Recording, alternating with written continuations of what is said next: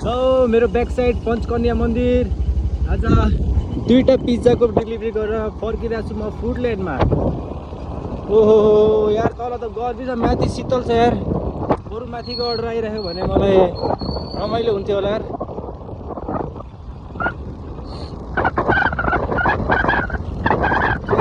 के हेर्दैछ हौ केटाहरू, सिरियस भएर आँखा च्याती च्याती हेरिदिन्छ त हौ, गाह्रो छ त हौ। तर हामीले अप्ठ्यारो मान्ने होइन क्या, हेरिरहेको भने एकछिन मात्रै हेर्छ कि 1 सेकेन्डको लागि मात्रै याद गर्छ क्या यिनीहरूले। त्यही भएर आफ्नो के भन्छ भिडियोमा चाहिँ फोकस गर्नु, आफ्नो काममा चाहिँ फोकस गर्नु, आफ्नो एममा चाहिँ फोकस गर्नुपर्छ हामीले। बाटो हेरौँ यार, मजाको बाटो छ यार।